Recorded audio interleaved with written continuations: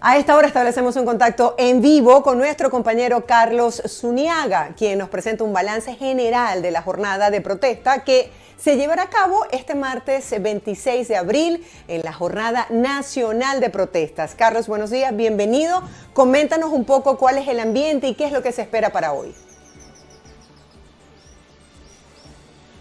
Hola, buenos días, Marjorie. Te saludo a ti y también a toda la audiencia. Son las 7:11 de la mañana. Estamos en vivo desde el estado Bolívar al sur de Venezuela. Así como lo comentas, hoy en el país se espera una jornada de protestas de trabajadores activos y jubilados. Sabemos, por ejemplo, que en el estado Falcón los trabajadores se van a dirigir hasta la Inspectoría del Trabajo. Lo mismo va a ocurrir en Nueva Esparta, sobre todo el sector de los jubilados, donde también han ido al Ministerio Público y al Instituto Venezolano del Seguro Social. En el estado Bolívar, los empleados de las empresas básicas de los sectores hierro, aluminio y acero están en protesta permanente. Se tiene previsto que para el día de hoy tengan algunas asambleas, sobre todo tomando en cuenta que el foco está en el conflicto en Sidor, en la siderúrgica del Orinoco, otrora la acería más importante de América Latina, que ya hoy cumple 8 días de conflicto, a pesar de que la industria, la gerencia de la empresa dice que no hay protesta, que no hay paralización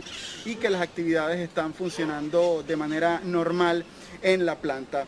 Es importante mencionar cuáles son los reclamos, Marjorie. Bueno, básicamente mejoras salariales, discusión de los contratos colectivos, que en la mayoría de los casos, sobre todo de las empresas públicas de Venezuela, tienen 10 años vencidos o más. También piden que se respete el derecho a la protesta, que no se criminalicen los reclamos que hacen los trabajadores, y en este sentido están solicitando la liberación de los empleados que han sido arrestados por agentes de la policía del gobierno de Nicolás Maduro, luego de hacer reclamos, de exigir mejor sueldo o de organizar protestas en las industrias. Es importante mencionar que todo esto ocurre en momentos en los que la Organización Internacional del Trabajo ha propuesto acá en Venezuela la instalación de una mesa de diálogo, también llamada como Foro de Diálogo Social Tripartito, en el que se espera participen empresarios, empleados, y también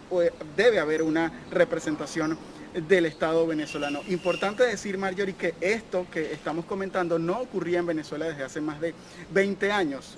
Personalidades como el ex presidente de Fedecámaras, Jorge Roig, ha dicho que se trata de un hecho histórico, pero en todo caso todo va a depender de cuáles son los resultados de esta mesa de diálogo, de este foro social tripartito, porque la verdad es que los trabajadores en este país tienen mucho tiempo protestando y denunciando que el gobierno desoye su reclamo, que no los toma en cuenta y que no resuelve su situación salarial. En un país, Marjorie, donde la canasta básica alimentaria, donde solo se incluyen, valga la redundancia, alimentos, está por encima de los $400, y el reciente salario mínimo decretado por Nicolás Maduro no llega ni siquiera a $50. Si entendemos estas dos cifras, podemos también entender la dimensión del reclamo de los trabajadores de Venezuela. Sí, justamente sobre eso quería hablarte, Carlos, porque sé que es una entidad bastante costosa. Quisiera que nos hablaras un poco acerca del alto costo de la vida para el ciudadano común y de la oferta laboral. ¿Cuáles son las oportunidades que tienen los pobladores de verdaderamente conseguir un trabajo estable? Bueno, muy difícil, muy complicado el tema de la oferta laboral y también las oportunidades que tienen los trabajadores. Por eso en Venezuela, durante los últimos años, además empujado por la pandemia del nuevo coronavirus, la gente ha comenzado a tener muchos emprendimientos, porque la verdad es que tener un trabajo, sea en el sector público o en el sector privado, no ofrece los ingresos suficientes para poder mantener a una familia, donde, de nuevo, no solamente se trata de cubrir la canasta básica alimentaria, porque también se deben cubrir otros gastos como de servicios. Así que las personas, aunque tengan un trabajo fijo, tanto en el sector público como en el sector privado, también deben realizar otro tipo de actividades. Además, hay un tema importante cuando mencionaba yo lo del contrato colectivo, porque allí estamos hablando del seguro HCM, conocido acá en Venezuela como hospitalización, cirugía y maternidad. En muchos de los contratos colectivos de las empresas este servicio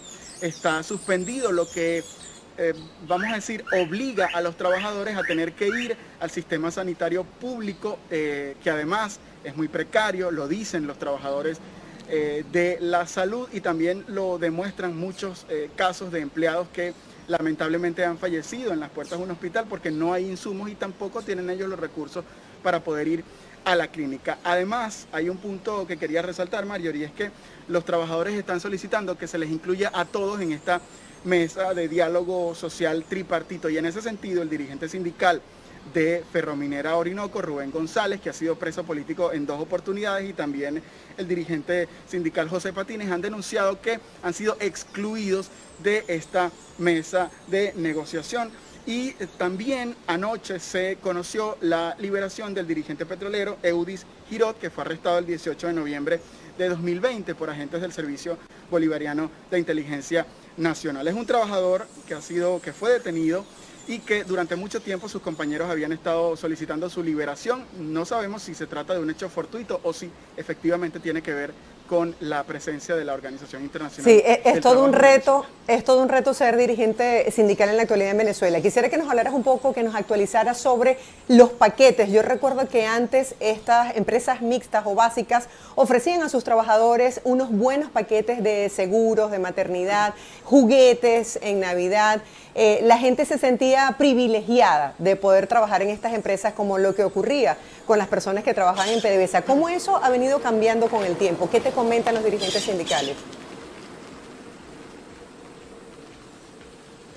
Es muy cierto eso que tú dices. Acá en el estado Bolívar, por ejemplo, en cada familia hay un trabajador de las empresas básicas de cualquier ramo, de sector hierro, aluminio o acero, Sidor, Alcaza, Bauxilú, Ferrominera. La mayoría de las personas que viven en este estado tienen algún familiar trabajando en el sector industrial, incluso actualmente cuando las condiciones no son las mejores. Estos paquetes actualmente no incluyen el seguro de hospitalización, cirugía y maternidad, tampoco juguetes para sus hijos en Navidad, tampoco servicios recreacionales. Por ejemplo, acá en el suroriente de Venezuela, sobre todo más hacia el oriente, en el estado Sucre, hay un conocido campamento que está ubicado en una playa que otrora era un espacio recreacional al que los trabajadores podían asistir, pero la verdad es que si hoy visitamos esas instalaciones que están en el municipio Bermúdez del estado Sucre, nos vamos a dar cuenta que ya no parece un espacio recreacional para que los empleados de Sidor puedan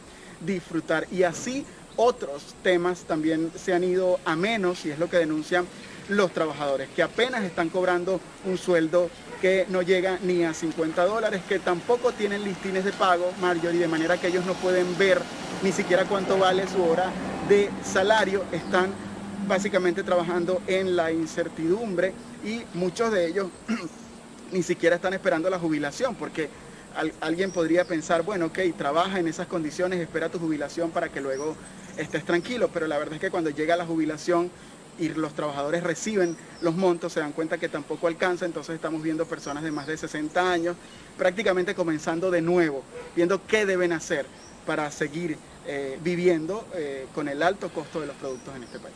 Así es, Carlos, muchísimas gracias por ponernos en el tapete esta situación que está afectando a los habitantes en el oriente de Venezuela.